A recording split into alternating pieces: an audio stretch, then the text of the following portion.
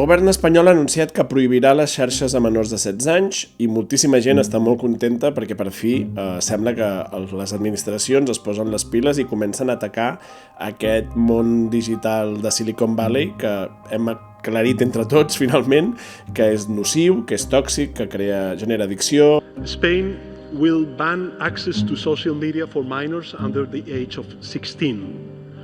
Platforms will be required to implement effective age verification systems, not just checkboxes, but real barriers that work. Jo diria que l'acollida d'aquesta proposta ha sigut superpositiva. La major part de gent n'està molt contenta, celebra amb raó que per fi es vulgui fer alguna cosa per confrontar aquest ecosistema digital privat que ja fa molts anys que sabem que ens fa veure el món d'una manera deformada, que altera fins i tot els nostres sistemes polítics. Per tant, clarament que a Europa posin una mica al punt de mira aquest ecosistema digital arriba tard una mica, arriba tard, però és molt positiu. El que passa és que la mesura en concret, la mesura de prohibir a menors de 16 anys l'accés a les xarxes, tot i que sembli aparentment que és una gran manera de resoldre el problema, veurem que no acaba de ser tan efectiu com semblaria i genera tota una sèrie d'altres problemes i conflictes i perills que crec que també poden acabar per alterar i degradar encara més la qualitat de la nostra vida digital, que en el fons vol dir la qualitat de la nostra vida. D'acord, com es faria aquesta prohibició als menors? El més probable és que es faci servir un sistema de verificació d'edat o d'estimació d'edat. Això vol dir que o bé ensenyes un DNI o algun tipus de certificat digital que acrediti que tens més de 16 anys, o bé es faci servir un sistema d'estimació que a través d'un selfie una IA calculi que el teu rostre és d'algú de més de 16 anys. Això són les dues maneres que més o menys s'estan estudiant a molts llocs del món i aquí segurament seria alguna cosa semblant. Una altra de les incògnites que tenim és en quines aplicacions, en quines xarxes es duria a terme aquesta prohibició. Això tampoc ho sabem, cada país i cada regió ha agafat un camí diferent. Hello, we start in Australia because in a few hours' time the social media ban for children under the age of 16 will come into effect. It's been a heated debate worldwide. The tech giant Reddit is the latest to say it will comply with the new law but has described it as arbitrary. Instagram and Facebook have already started shutting down accounts of people under 16. Some popular apps and websites, including WhatsApp, are exempt. Per exemple, en el cas d'Austràlia, la prohibició és concretament per Facebook, Instagram, Kik, Reddit, Snapchat, Threads, TikTok, Twitch, X i YouTube. Però en el cas de la legislació europea, la definició de xarxa social és molt més àmplia. Inclouria, de fet, qualsevol comunicació entre usuaris en els quals es poguessin intercanviar missatges. Això vol dir que, segons la legislació europea, se'ns verificaria l'edat per entrar al correu electrònic, per entrar al WhatsApp o al Telegram, per parlar amb qualsevol fòrum, com per exemple Reddit o la Viquipèdia, i a qualsevol altre espai social digital. Aquí ja hi ha un primer problema. Si fas una definició molt gran, a mi em fa la sensació que fas pagar als entorns positius interessants de l'internet la mala praxis d'unes quantes molt poques i concretes xarxes socials privades que són les que estan sent nocives per tots, no? Això encara és una incògnita, no sabem si l'estat espanyol es decantarà per assenyalar unes xarxes concretes o si farà una definició més àmplia com està fent Europa. De totes maneres, un dels problemes d'aquesta prohibició és que sembla que no és molt eficaç. Per començar, hi ha moltes coses que poden fer els usuaris menors de 16 anys per saltar-se la prohibició. La principal i la més ràpida és fer servir una VPN que faci veure que et connectes des d'un altre país on no hi ha aquesta prohibició i, per tant, seguir poder consumir aquestes xarxes sense problema. So apparently you can bypass Discord's new age verification in the UK by using Sam from Death Stranding. So yeah, I've got Discord ready to go, so I'm going to give this a go, I guess. També, en el cas de les estimacions d'edat a través d'un selfie, ja s'ha vist a Austràlia i al Regne Unit que n'hi ha prou amb fer servir una fotografia d'algú adult o fer servir eines de face swap per tal d'enganyar aquest sistema de verificació i saltar-te simplement el control. It just did it. See that? Age group, adult. So, there we go. I mean, I am an adult, so that's fine, but I mean, like, this is who it verified. Però posem pel cas que funciona, que es troba una manera de que tots els menors, de forma molt clara, no entrin a cap de les xarxes socials possibles i que, a més, es faci superbé i que només encerti les xarxes que són tòxiques i dolentes. Igualment, aquí tindríem un problema. Quin? Que si la prohibició és fins als 16 anys, que té un punt d'arbitrari, a l'endemà de fer 16 anys, aquests menors de cop es trobaran amb una realitat digital que no hauran digerit, que els hi vindrà de sobte i que, a més, serà com una mena de salt a l'adultesa que farà que encara tinguin un paper més central i més protagonista en les seves vides. El mateix que és el primer cop que veus alcohol es convertirà en el primer cop que entres a Instagram o a WhatsApp o a Facebook o a TikTok, cosa que li dona encara un punt de protagonisme més. Si l'objectiu d'aquesta mesura és destruir aquest ecosistema, posar-li una prohibició arbitrària i treure-la en un moment de construcció de la identitat gegant com és dels 16 als 18 anys, em sembla molt perillós. Justament 2 anys abans de l'edat de votar, llançar a aquestes plataformes als menors com si ja no fossin completament problemàtiques i tòxiques. Per tant, clarament, aquesta idea de prohibir fins als 16 sembla que hagi de ser molt efectiva i resolgui molt les coses i l'únic que fa és posposar un problema que tindrem més endavant, simplement. És a dir, els problemes de salut mental que tenen ara nens de 15 anys els tindran en 17 i possiblement triplicats. I un tercer problema que a mi em fa la sensació que a molta gent li costa empatitzar i d'entendre que també és un risc tant per als menors com per als adults de l'internet del futur, que és establir un sistema de control i de verificació d'identitat per part de les administracions és una manera molt perillosa de transformar l'internet cap a un lloc de control. Another attempt to isolate Russia from the outside world. This is how these protesters see the latest bill to control the internet. With most of Russia's media under tight government control, the internet and social media are considered the last remaining sources for independent information. Un cas molt evident d'això és el cas rus, no? Rússia va començar a controlar l'accés a internet per intentar evitar, deien, la pornografia infantil i el que va acabar és establir un sistema de vigilància massiva dels seus usuaris que, per tant, sempre han d'estar com amb la por que l'estat rus els persegueixi, els controli i els vigili. Oksana Borisova from St. Petersburg found out just what that means. She reposted a call for a demonstration to some online friends. The protest was to take place several thousand kilometers away from Petersburg in southern Russia. Her message, though, was read by Russian intelligence.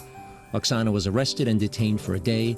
She was accused of inciting illegal protests. Això, pels usuaris del dia a dia, potser no sembla la cosa més perillosa del món, però clarament és un problema per periodistes, per activistes, de gent que és perseguida per algun o altre estat i que necessita d'aquest anonimat i d'aquest internet lliure per poder desenvolupar les seves idees o la seva feina. Això, evidentment, també afecta de manera clara les persones més vulnerables o fins i tot les persones que no tenen una identificació clara davant de la llei. Crec que això de l'anonimat encara ens queda molt lluny en el sentit que no acabem de veure-li la necessitat o la importància i en realitat, si pensem en el món real, és molt clar, no? No ens agradaria viure en un lloc on cada carrer on anem hi ha 40.000 càmeres, se'ns demana la identitat cada vegada que pugem a l'autobús o quan estem en qualsevol espai públic, en qualsevol àgora pública, algú ens identifica constantment.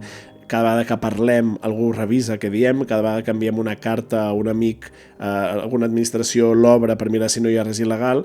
Aquest tipus de vigilància que no estaríem disposats a acceptar en el món físic, l'estem començant a acceptar o ens és més igual en el món digital, però té els mateixos efectes, si no més encara. Since 2012, the government has imposed many restrictions, including blocking more than 150,000 websites, arresting people for political sensitive online posts, and officially banning the popular messaging service Telegram. El principal problema, doncs, d'aquest control d'edat és que, a part de ser poc efectiu, obre la veda d'un sistema de vigilància que també afectarà la manera en com ens comuniquem entre nosaltres, la manera en com construïm idees, com debatem el món que tenim, i que, a més, en positiu també, ja no és només un tema de por, sinó que l'anonimat en si és un espai creatiu, bonic, important, per si sol no és el problema. El problema és com aquest anonimat funciona en aquestes xarxes privades que generen toxicitat i que, evidentment, tots els paranys que hi ha en aquestes xarxes, el funcionament anònim fa que encara siguin pitjors, no? Atacar l'anonimat i no atacar el funcionament de les xarxes és absurd.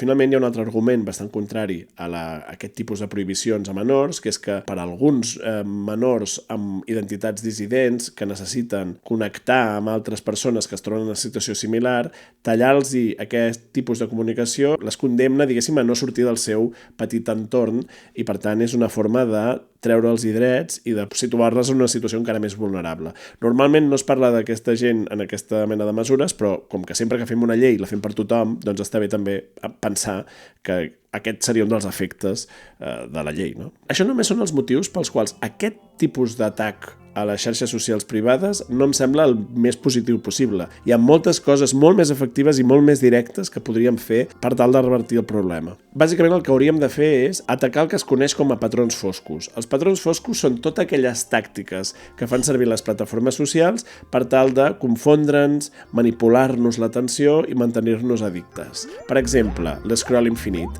El fet de que no s'acabi mai l'escroll és un tipus de disseny que genera molta addicció. Un altre exemple, l'algoritme de recomanació obligatori i opac, que d'entrada l'algoritme fos una possibilitat i no una obligació de la plataforma. És a dir, si jo segueixo una sèrie d'usuaris, vull que aquesta sigui la possibilitat per defecte, veure el contingut dels usuaris que segueixo i no pas aquell contingut recomanat no se sap ben bé amb quins criteris per la plataforma. El fet de que la plataforma estigui constantment oferint-nos un tipus de contingut o un altre i ho faci sense que nosaltres tinguem cap mena d'informació sobre quins criteris s'estan fent servir i quines són les conseqüències de consumir tot allò, és un procediment que és completament nociu i tòxic. Es podria prohibir la reproducció automàtica dels vídeos un cop carregues l'eina. Això és una forma molt ràpida de ja enganxar-te, a més amb un vídeo recomanat, que és a dir, que no és quelcom que tu has buscat i ja imposa una actitud passiva davant de la plataforma. I finalment, una cosa molt simple que es podria fer i que també seria molt efectiva per la salut mental dels joves és regular com es visualitzen els indicadors d'èxit d'aquestes plataformes, és a dir, el número d'interaccions que ha tingut un post que has pujat, o el número de seguidors, o el número d'acords, etc. Això ho explica molt bé l'Álvaro Martínez en una entrevista que us deixo per aquí. Meta ja va implementar la mesura d'amagar els likes dels posts d'Instagram i va veure que efectivament era molt positiu a nivell de salut mental pels usuaris. Bé, va notar un cert descens dels ingressos per publicitat i per tant el que van fer va ser cancel·lar aquell experiment i ara han deixat la possibilitat de fer-ho opcionalment, però d'entrada tothom veu els indicadors de tothom. Els indicadors són importants perquè generen un gran efecte negatiu entre els usuaris, sobretot els més joves, perquè consideren que aquells indicadors són la seva vàlua. Ho dic com si fossin ells, ens passa a tots. Tots vivim amb aquests indicadors al cap i per tant seria molt positiu que es legislés com es visualitza aquesta informació o si fins a quin punt es pot fins i tot prohibir la seva visualització. Una altra cosa que es podria fer és obligar aquestes plataformes a publicar els seus algoritmes per entendre com calibren què és interessant i què no. Tot això no és ciència-ficció. Tot això és possible. Amb la mateixa voluntat política que s'està prohibint fins als 16 anys es podria establir aquest marc i diguéssim que atacaria la font del problema i evitaria aquests maldecaps i aquests problemes de salut mental, insisteixo, ja no només pels joves, sinó per tothom. Hi ha altres mesures que segurament aquí ara no venen a to, que són més lentes i que són més estructurals, que és que si considerem que Silicon Valley està generant aquest internet tan nociu, potser el que podria fer tota Europa i totes les administracions europees és desconnectar-se d'aquestes plataformes i d'aquestes eines privades nord-americanes i reconnectar la seva administració, els seus espais socials, la seva comunicació, amb plataformes de codi obert, horitzontals, que no tinguin tots aquests trucs de patrons foscos pel mig. Per tant, el millor que podríem fer és no alimentar el monstre que diuen que és tan dolent, no? Jo crec que aquí el Marc és equivocat. La idea no és què prefereixes, si la privacitat de tots els usuaris o la seguretat dels menors, és entendre que el millor per la privacitat dels usuaris i per la seguretat dels menors és exactament el mateix, que és per comptes de posar el focus en l'accés d'un sector d'usuaris, el que tocaria és posar el focus en el model de negoci d'unes plataformes concretes que està sent nociu. Tothom vol el mateix, que és atacar definitivament aquest problema, aquesta situació d'un internet invivible que està afectant-nos a tots i en especial als menors. I la manera de fer-ho és atacar l'arrel del problema, no simplement arbitràriament no deixar que afecti a uns quants membres de la societat, però a la mesura que es fan grans ja llançar-los als focs. Que en el món digital ens falta encara una mica de consciència política i de consciència dels nostres drets, que és una consciència que també ens costa de tenir en el món offline, per dir-ho així, però que com a mínim hi ha uns mínims que sí que percebem, no? Crec que en qüestions com aquesta és on hem de començar a entendre que el món digital serà un món vivible, positiu i útil per les nostres vides quan nosaltres siguem capaços de reconèixer els nostres drets i la nostra necessitat de protegir-nos, tant a nivell individual com col·lectiu. Això vol dir protegir els nostres menors de les urpes de Silicon Valley i també protegir-nos tots plegats dels instints de vigilància de les administracions. Per resumir, ni Elon Musk ni Pegasus. Jo no vull que Elon Musk em distorsioni la realitat, ni tampoc vull que l'estat espanyol em pugui espiar amb Pegasus o amb eines de verificació d'edat i d'identitat. També crec que pot ser molt útil començar a deixar de fer servir els genèrics aquests de xarxes o pantalles, començar a assenyalar de forma més directa i clara els culpables concrets de que l'internet avui sigui un lloc tan complicat. A mi m'agradaria viure en un internet que recuperi la seva capacitat expansiva i que ens permet ser qui som i explorar les nostres identitats i a la vegada un internet més protegit en el que ens sentim que tenim drets i que els podem reivindicar i que no s'hi val tot i que en aquest internet puguin conviure la nostra seguretat i els nostres drets. És important que ens sapiguem defensar de tots els perills que l'ataquen.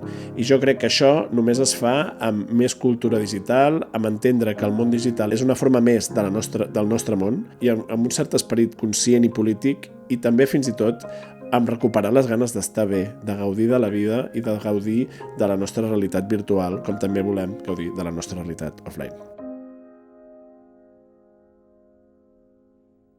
Us recomano que entreu a la web protecciofronteraelectronica.cat, on veureu molta informació sobre el tema i res, ens veiem a la propera. Adéu!